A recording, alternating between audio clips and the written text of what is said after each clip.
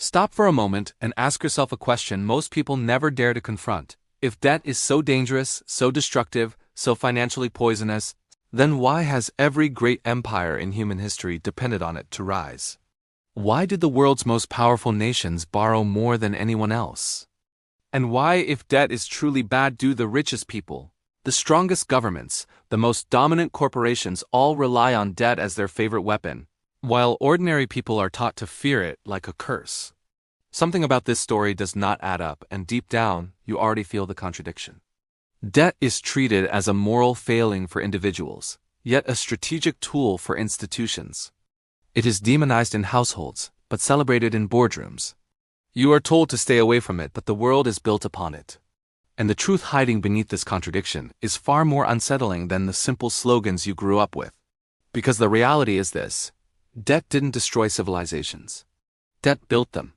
Debt created armies, bridges, navies, cities, empires.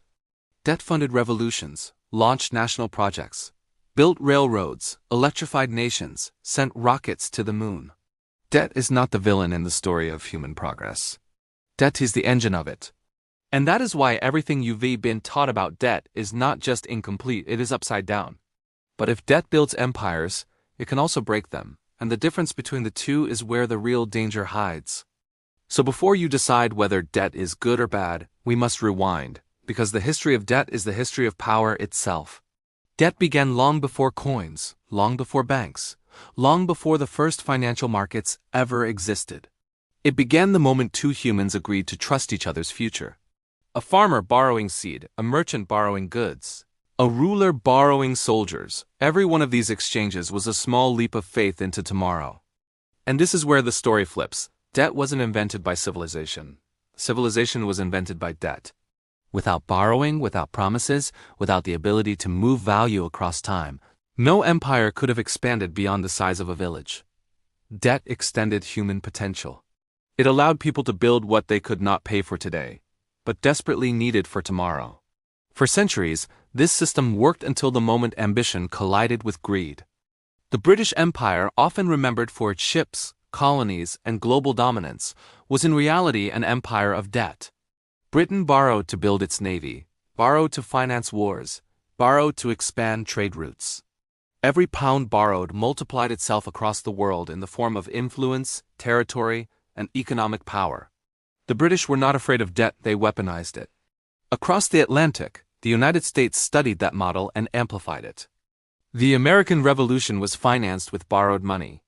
The Industrial Revolution was fueled by borrowed capital.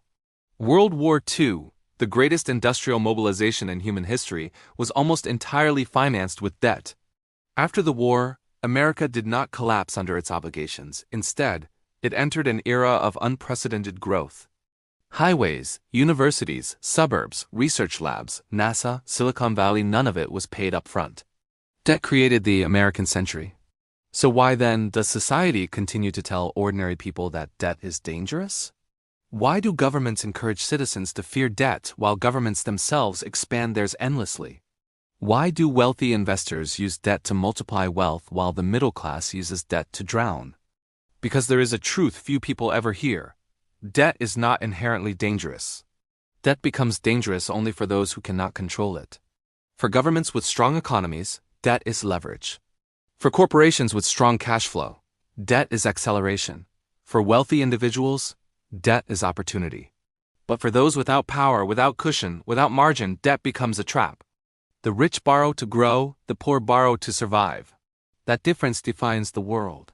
Yet even the strongest empires are not immune to the darker side of debt. Debt amplifies growth, but it also amplifies fragility. When an empire borrows more than its economy can support, when corruption erodes trust, when economic engines stall, the foundation cracks. Rome expanded for centuries on debt-financed warfare, building roads, aqueducts, and cities across continents. But when tax revenues collapsed, corruption spread, and political trust evaporated, debt transformed from an engine into an anchor. Rome didn't fall because it borrowed. Rome fell because it could no longer grow. France before the Revolution is another example.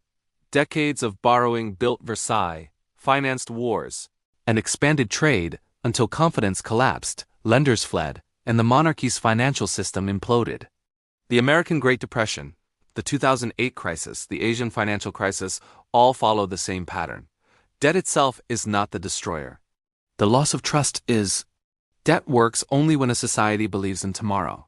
Debt collapses when a society is afraid of tomorrow. That is the fundamental rule beneath all financial systems.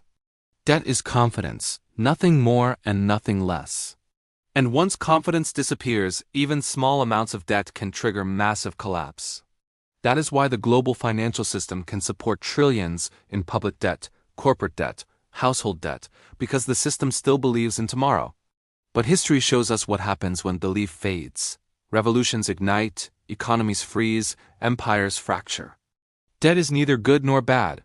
Debt is fire. It can warm your home or burn your civilization to the ground. And here's the part few financial educators will ever admit. The truly wealthy don't avoid debt. They master it. They use it to acquire assets, expand empires, control industries. They understand that debt can multiply power, income, and influence. The middle class lacking financial education uses debt to buy liabilities, cars, consumer goods, lifestyle inflation. The poor use debt for survival food, rent, emergencies. This is why the saying, debt is bad, survives among the masses but never among the elite. The rich grow richer on borrowed money. The poor grow poorer on borrowed time. And the economy grows on both. If this episode reshaped the way you see debt not as a monster in the dark, but as the engine behind civilization, consider subscribing to the Economic Rewind Vault. Not for me, but so you don't miss the next episode that reveals the most persistent myth in financial history. The belief that gold-backed money is perfect. Because if gold-backed money was truly perfect, why did every empire that adopted it eventually abandon it? Who killed it? And why does the idea of returning to it terrify modern governments? The answers will shock you, and you won't want to miss the next rewind.